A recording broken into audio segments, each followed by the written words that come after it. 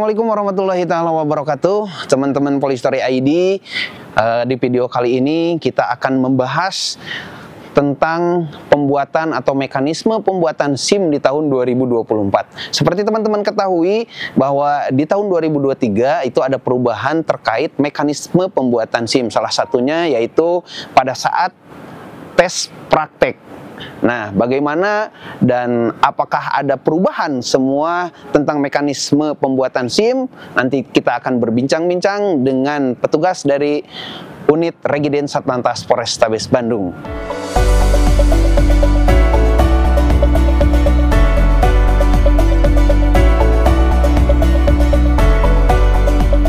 Assalamualaikum warahmatullahi wabarakatuh. Salam sejahtera buat kita semua. Om Swastiastu, Namo Buddhaya, salam kebajikan. Oke, teman-teman Polistory ID, di video kali ini kita akan membahas terkait tentang mekanisme pembuatan SIM terbaru 2024, dan sudah ada di samping saya bersama Aibda Eri Jibril ya. Sesuai dengan tugasnya, kalau malaikat Jibril menyampaikan wahyu, kalau Pak Eri Jibril ini menyampaikan mekanisme terkait SIM. Karena kenapa? Pak Eri Jibril ini bertugas di unit Regiden Satlantas Polrestabes Bandung.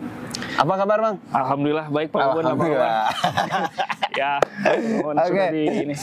Sehat, Bang? Alhamdulillah luar biasa. Luar biasa. Oke, Pak Eri, terkait mekanisme pembuatan SIM nih, karena kan tahun lalu 2023 itu kan ada salah satu mekanisme pembuatan SIM, salah satunya di uji praktek itu kan ada alurnya yang dirubah. Kalau untuk keseluruhannya mekanisme dari awalnya itu ada yang dirubah lagi atau enggak? Baik, secara keseluruhan mekanisme penerbitan SIM di tahun 2024 ini tidak ada perubahan. Yang ada perubahan itu hanya dari ujian praktek yang semula ada angka 8, U-turn, terus zigzag, letter S oleh Bapak Kapolri itu dirubah, dihilangkan, dan ukuran lebar area praktek pun itu diperlebar sehingga untuk lebih mempermudah bagi pemohon melakukan ujian praktek SIM. Oke. Nah, untuk mengingatkan kembali nih buat teman-teman yang mungkin sekarang usianya baru beranjak 17 tahun atau mungkin yang baru memiliki KTP atau mungkin usianya sudah 30 tahun tapi belum punya SIM. Nah, mekanismenya nih apa saja yang perlu disiapkan ketika kita ingin membuat SIM, khususnya mungkin SIM baru, Bang? Baik. Persyaratan utama untuk membuat SIM itu, Pak Bubun, yaitu harus mempunyai KTP dan sudah berumur 17 tahun.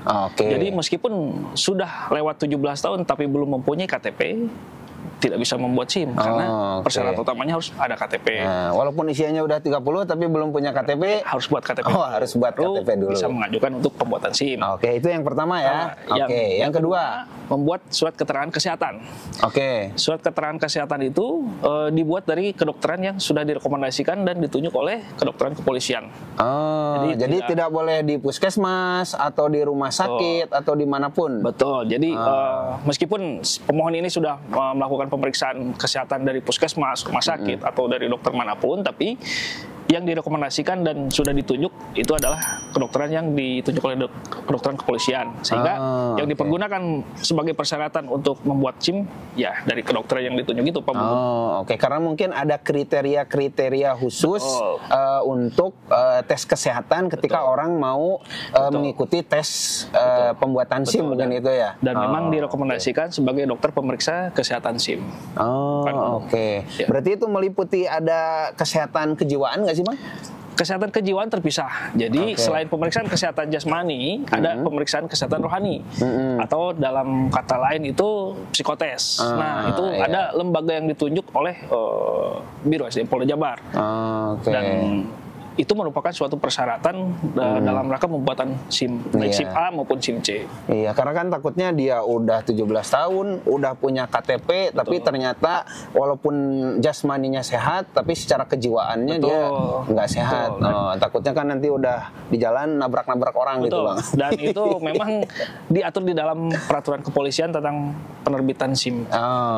Oke. Nah itu ya teman-teman, tadi yang pertama KTP, yang kedua surat keterangan kesehatan, terus selanjutnya yang ketiga pemeriksaan psikologi. Pemeriksaan psikologi. Oke, yang keempatnya, Bang? Yang keempatnya mengikuti ujian dan dinyatakan lulus seluruh tahap ujian penerbitan SIM. Kalau boleh tahu, tesnya ada beberapa yang diuji, itu ada tes apa aja, Bang? Oke, jadi dalam pembuatan SIM ini, yaitu ada ujian teori, ujian simulator, kemudian ujian praktek. Jadi setelah dinyatakan lulus ujian praktek, baru membayar PNBP sesuai golongan SIM. Setelah itu baru SIM yang diajukan dicetak. Jadi ada ujian teori, simulator, dan praktek ada 3. Berarti ada 3 tahapan tes yang akan dilalui oleh si pemohon itu. Berarti emangnya. Kalau teori itu meliputi apa aja sih biasanya nih? Ini mah kisi-kisi ya buat teman-teman biar nanti mau belajar. Itu biasanya apa aja sih yang pertanyaan di tes teori itu, Bang? Baik. Jadi Pak Bubun, untuk ujian teori ini sebetulnya sama dengan keseharian kita dalam mengendarai kendaraan. Bagaimana kita menghadapi situasi di jalan, kita memperhatikan kecepatan, kemudian kita memperhatikan lingkungan sekitar, ada apakah bahaya di depan, ada rambu-rambu apa di depan. Nah, yang penting kita memahami rambu-rambu lalu lintas dan kita tidak harus betul-betul memperhatikan lingkungan di sekitar. Jadi itu lebih ke tata tertib kita ketika berkendara berarti kita ya. Baik itu secara rambu-rambu di jalan, marka yang ada di jalan. Berarti seputaran itu aja berarti ya. Rambu-rambu, tanda bahaya itu ya kurang lebih seperti itu yang ada di dalam ujian teori.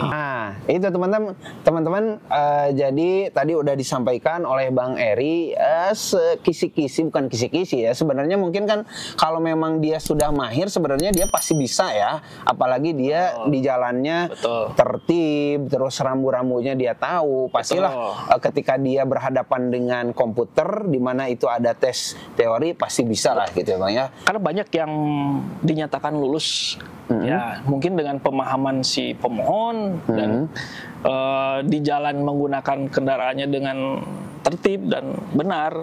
Pada saat ujian teori pun dinyatakan lulus. Oke. Kemudian yang kedua, tes setelah nanti tes teori dinyatakan lulus, baru ke tahap tes simulator.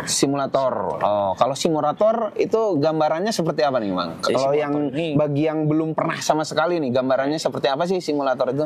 Jadi dalam tes simulator ini tergantung dari SIM yang diajukan, apakah itu SIM A untuk mobil, kemudian SIM C untuk motor. Tapi yang kita bahas sekarang ini adalah SIM C ya, untuk motor. Nah, di Satpas Polrestabes Bandung ini disediakan alat simulator untuk kendaraan roda 2 dan penggunaannya itu sama seperti keseharian kita mengendarai kendaraan roda 2. Jadi di mana kita harus mengendarai kendaraan tersebut, kalau berbelok itu harus menyalakan lampu sen, kemudian ada rambu-rambu kecepatan untuk menambah, untuk menurun, atau direm gitu kan. Itu kurang lebih seperti itu.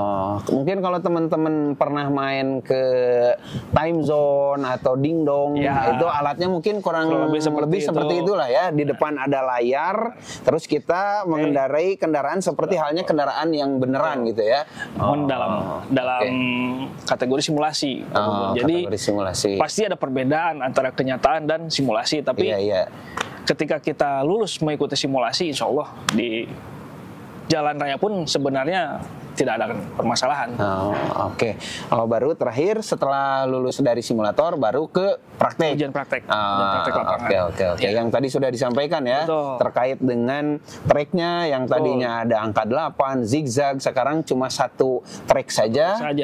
Dengan lebar yang memang sudah diperbaharui lagi gitu ya, lebih diperlebar lagi ya. Sehingga sangat mempermudah bagi pemohon untuk mengikuti ujian praktek SIM ini. Nah, terus yang terakhir?